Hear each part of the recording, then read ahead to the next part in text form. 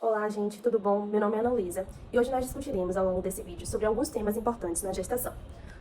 Bom, nós dividimos esse vídeo em modificações do organismo materno e sintomas comuns na gestação, exames de rastreio e seguimento do pré-natal de baixo risco, suplementação e vacinas necessárias na gestação. Falando agora um pouquinho sobre modificações do organismo materno na gestação, para maior entendimento, nós dividimos em modificações sistêmicas e em modificações dos órgãos genitais. Falando sobre modificações sistêmicas, são notáveis as mudanças em postura e deambulação, metabolismo, alterações hemodinâmicas no sistema cardiovascular, sistema sanguíneo, sistema urinário, respiratório, digestivo, endócrino e em pele e fâneros. Bom, falando sobre a postura e deambulação, é perceptível que há uma mudança do centro de gravidade do corpo da gestante. A gente vai ter uma projeção para frente do centro de gravidade da gestante, e isso se dá de forma involuntária, muito pelo peso das mamas e do abdômen. Então, em uma tentativa de se equilibrar, elas projetam o ventre para frente, o que causa uma lordose da coluna lombar. E, além disso, elas apresentam uma marcha, que é uma chamada marcha anselina, que lembra a deambulação dos gansos, no qual as passos são oscilantes e mais curtos. Além disso, elas vão ter uma flexão mantida no pescoço. Quanto ao sistema cardiovascular, é notável que a gente vai ter um aumento do volume sanguíneo de 30% a 50%. Além disso, a gente vai ter um aumento da frequência cardíaca em torno de 10 batimentos por minuto. Teremos também um aumento do débito cardíaco e sensação de palpitação. Quanto ao sistema hematológico, a gente vai ter um maior volume de hemácias e do volume plasmático, uma maior hemodiluição, leucocitose, maior VHS, uma menor resposta imune e maior fibrinogênio e outros fatores de coagulação. Falando agora um pouquinho do sistema urinário, a gente vai ter um aumento da taxa de filtração glomerular, vai ter uma dilatação pielocalicial e a gente vai ter uma êxtase da urina no sistema coletor, o que torna as gestantes mais propensas a desenvolverem infecções urinárias. Além disso, teremos uma polaciúria, que é o aumento da frequência de ida ao banheiro, porém com urinas em pequenas quantidades, e em muitos casos também teremos a incontinência urinária, que é a incapacidade de manter a urina diante de pequenos esforços, como um espirro, uma tosse, enfim. Falando um pouquinho do sistema respiratório, a gente vai ter uma elevação do diafragma pelo aumento do útero, e isso vai causar uma mudança no padrão respiratório. A gente vai ter um padrão respiratório dispineico nessas gestantes. E além disso, algumas dessas gestantes podem apresentar a epistaxe, que é o sangramento nasal, que muito se dá pelo inchaço das mucosas nasais e também pelo aumento do volume sanguíneo.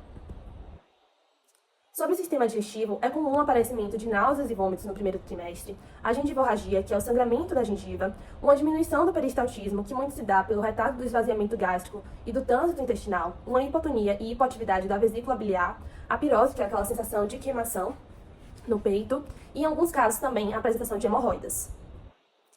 Dentro de pele e fâneros é comum o aparecimento de estrias no abdômen e nos seios, além do aumento da pigmentação da linha alva, do abdômen inferior, que também é chamada de linha negra, das vulvas, areolas mamárias e da face, qual a gente chama de cloasma. Além disso, temos o aparecimento de telangiectasias, a hipertricose, que é o aumento dos pelos, as unhas elas tendem a se tornar mais quebradiças, temos o surgimento do eritema palmar e a hipertrofia de glândulas sudoríparas e sebáceas.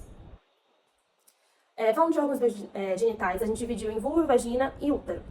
Falando sobre a vulva e vagina, a gente vai ter uma tumefação e hipertrofia dos músculos lisos. Elas vão apresentar uma consistência amolecida, uma tonalidade mais arroxeada, A gente vai ter o sinal de Jacqueminot ou sinal de Chadwick, que é justamente esse arroxeamento da vulva, e o sinal de Clutch na vagina, que é o arroxeamento da vagina.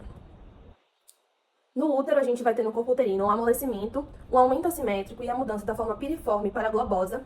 No colo uterino, a gente vai ter essa coloração arroxeada, vai ter a consistência amolecida e a eversão do epitélio colunar. Quais são os sintomas comuns da gestação? Os sintomas mais comuns da gestação são o atraso menstrual, náuseas e vômitos, tonturas, salivação excessiva, mudança de apetite, polaciúria e sonolência.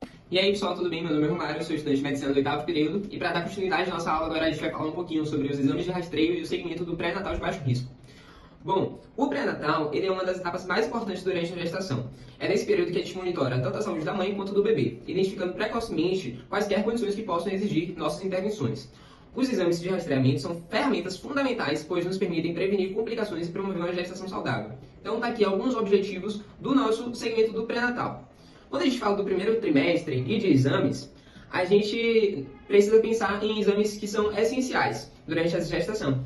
E entre eles, a gente tem um hemograma para identificação de anemias e de possíveis infecções, a tipagem sanguínea para verificar a incompatibilidade de RH, A glicemia de jejum, que ajuda a detectar precocemente o diabetes gestacional. E além disso, tem testes rápidos para sífilis HIV, que ajuda a prevenir a transmissão vertical dessas infecções para o bebê.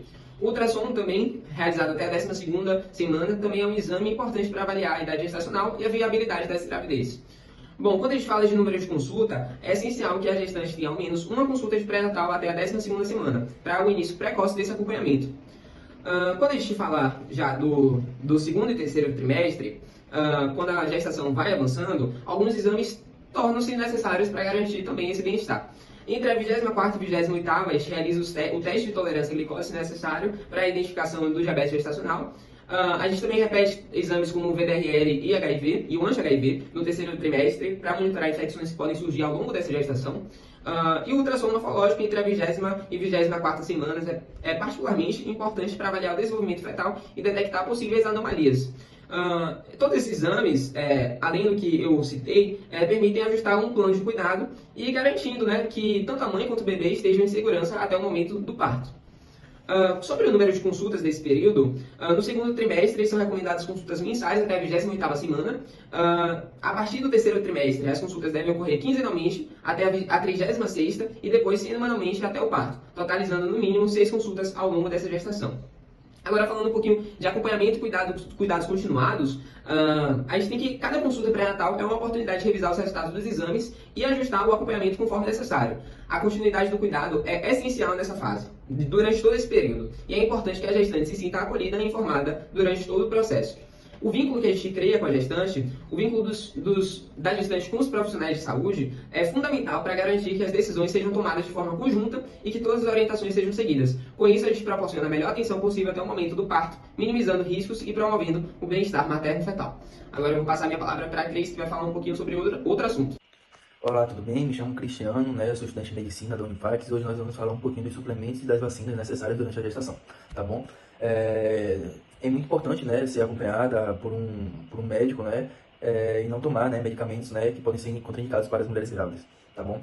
Os suplementos indicados, o mais famoso que é o ácido fólico, né, normalmente ele é indicado a partir do momento que a mulher cogita engravidar, né, e ele vai ali até a 12ª semana de gestação. Tem papel importante na formação do túnel neural.